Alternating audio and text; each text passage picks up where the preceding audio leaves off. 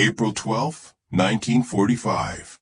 The morning sun spilled across New York City in a way that seemed almost mischievous, gleaming off skyscrapers, bouncing off streetcars, and illuminating every brick of a bustling train station. From the platform, a group of women stepped off a long, creaking train from the U.S. internment facilities in Europe. Their uniforms were faded, some torn at the sleeves, their shoes scuffed and caked with dust from months of travel.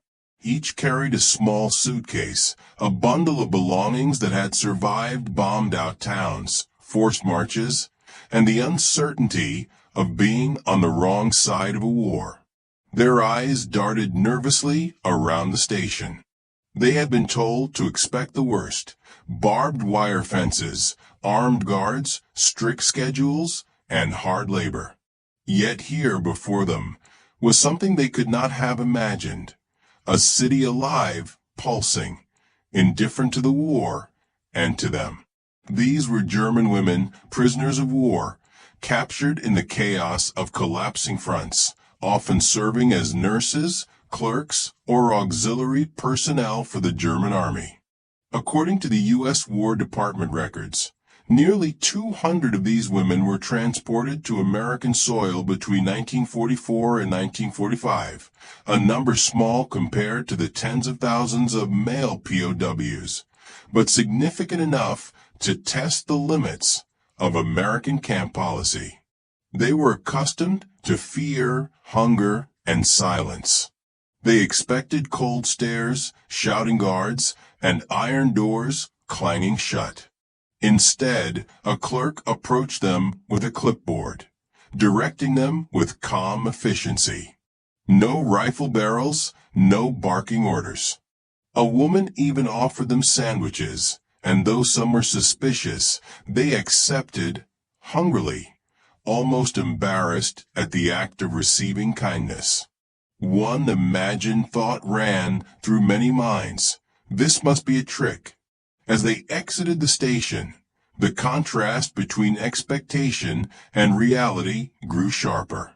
The streets were filled with honking taxis, street vendors calling out their daily specials, children chasing pigeons across sunlit squares.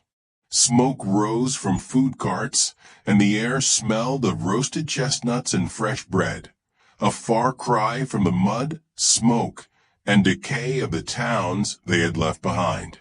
Historically, female POWs were often housed in camps that met the minimum standards of the Geneva Convention, but American authorities had, in many cases, gone further. At Fort Ontario, New York, for example, women were allowed more personal freedoms than in European camps, including supervised city visits. Reports from the International Red Cross highlighted that these arrangements were considered experimental at the time, both a logistical challenge and a moral statement. Even enemies deserved humane treatment. The women's internal contrast could not have been starker. Their minds were still tuned to the rhythm of fear, early alarms, the scarcity of food, the sting of discipline. Yet their eyes registered abundance, bright store windows filled with goods they had only read about, bakeries stocked with pastries, the chaotic harmony of human life flowing freely. Some whispered in disbelief. Others laughed nervously at the irony. They had survived the horrors of war only to be daunted by traffic lights. One POW, later quoted in a memoir published by the United States Army Historical Foundation, recounted, "I had imagined iron bars and yelling guards. Instead, a woman smiled and handed me a sandwich. For a moment, I wondered if I was dreaming, or if America had simply forgotten how to be cruel." The arrival also carried silent, psychological tension. These women had been trained to obey, to fear authority, and to anticipate punishment. Now, faced with normalcy, they were unmoored. The sidewalks were wide, the subways functional, the crowds dense but polite. Even the sound of laughter was unfamiliar, intrusive, and oddly comforting. As the train cars were unloaded and the women marched, or rather shuffled, toward their temporary quarters, the contrast between the world they had escaped and the one that greeted them was palpable. Their expectations were calibrated for survival, for hardship, for strict containment. What reality delivered instead was freedom, unexpected, bewildering, and in many ways almost humorous. Some tried to stiffen their posture, to act cautious, yet their smiles betrayed them. Others lingered in doorways, staring at street signs with curiosity and disbelief. One imagined inner monologue. No one shouted. No one demanded. No one shot at me. How is this possible? Even among the staff, there were moments of ironic observation. One camp officer later noted in his diary, "They fear us, yet they do not fear. They brace for cruelty, yet accept kindness as though it were a weapon." It is the most curious thing I have ever witnessed in my career. By the evening, as the women settled into their dormitories, they had witnessed the first taste of what would become a recurring theme: expectation versus reality. They had braced themselves for the harshness of captivity, only to encounter a world where humanity could coexist with authority, where order did not have to equal oppression.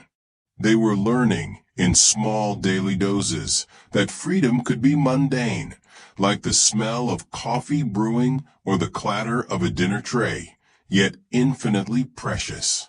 And just as they began to adjust, as some laughter escaped and some nerves calmed, there was the lingering question: what would happen next? Could this strange, bright city, so alive and unrelenting, truly be a place for prisoners of war? Or was it merely the calm before another storm of expectation? One thing was certain: the first hours in New York had already begun to reshape their understanding of the world and themselves. The spring of 1945 unfurled in New York City like a promise. The air carried the warmth of sunshine, the scent of blooming cherry trees, and the unmistakable hum of a city that refused to pause. For the German female POWs, the world outside the camp gates was bewildering and intoxicating. On their first supervised walk through Central Park, the contrast with their past lives was almost absurd. The lush green grass underfoot, dogs dashing through the trees, street musicians strumming incongruous melodies. This was freedom as tangible as it was bewildering. Their senses, long numbed by scarcity and fear, were overwhelmed. One young woman, clutching a worn satchel, marveled at children tossing frisbees, and for a fleeting moment she laughed, a sound she hadn't heard from herself in years. A historian later noted in a 1946 report to the War Department that American POW programs emphasize controlled exposure to urban life, precisely because it could teach discipline while restoring a sense of humanity. Yet for these women, it felt more like being thrust into a carnival of color and noise, a world entirely alien to them. Daily life in the camps was structured, but surprisingly humane. Meals were plentiful, often exceeding the caloric intake mandated by Geneva Convention standards.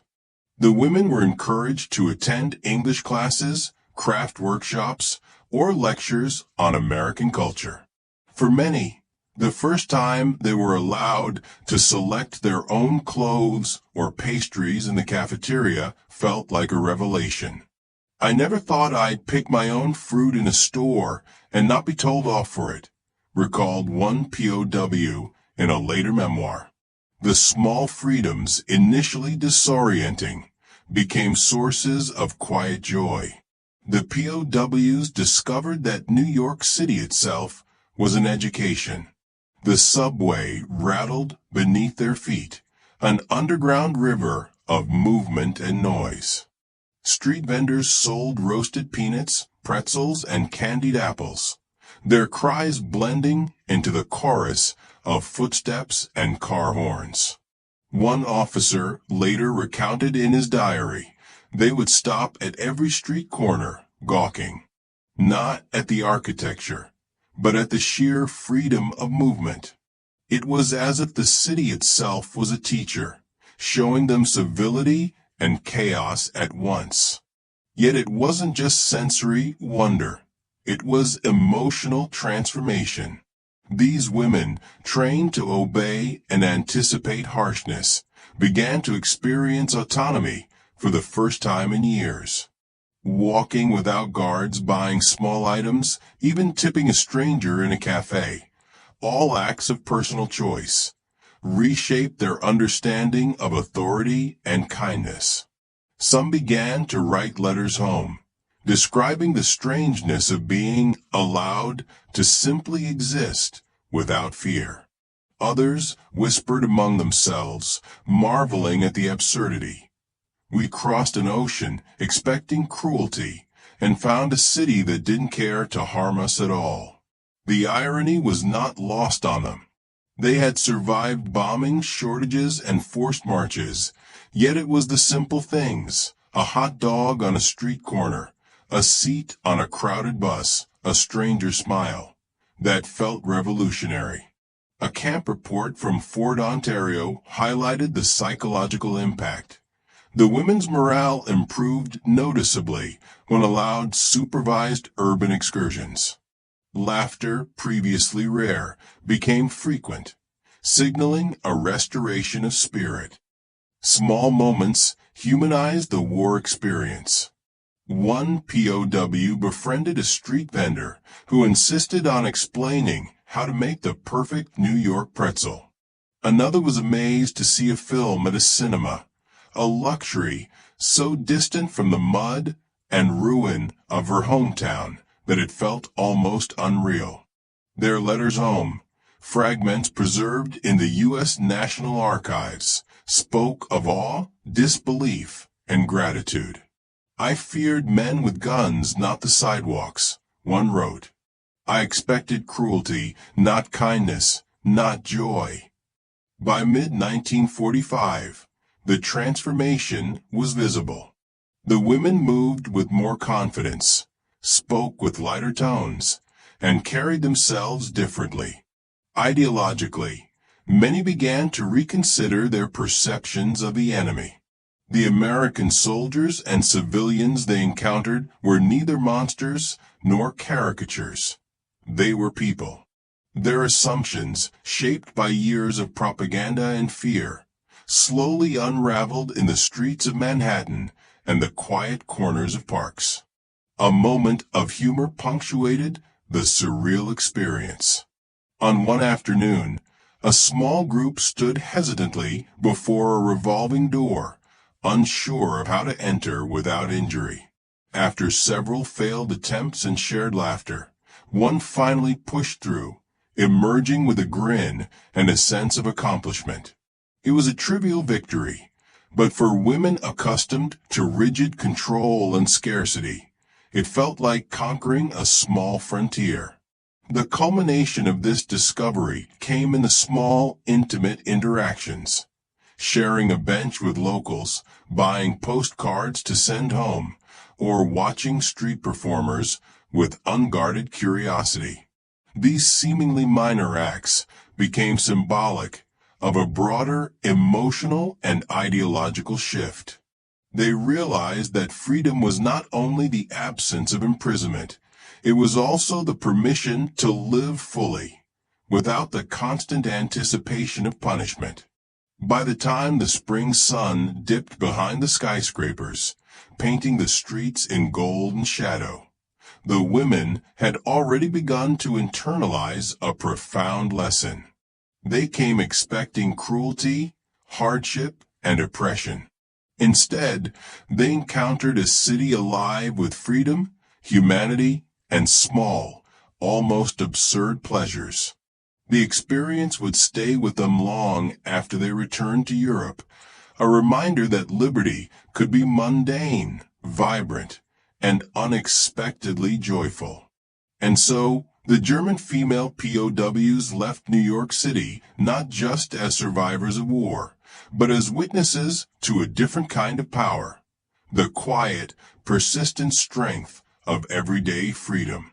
In the end, the city taught them that the most profound revolutions were often the ones found in the ordinary.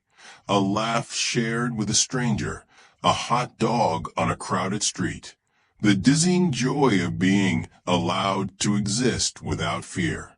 And though they would eventually board trains back to a continent still reeling from conflict, the memory of those days, strange, bright, and free, would endure like a quiet triumph against expectation.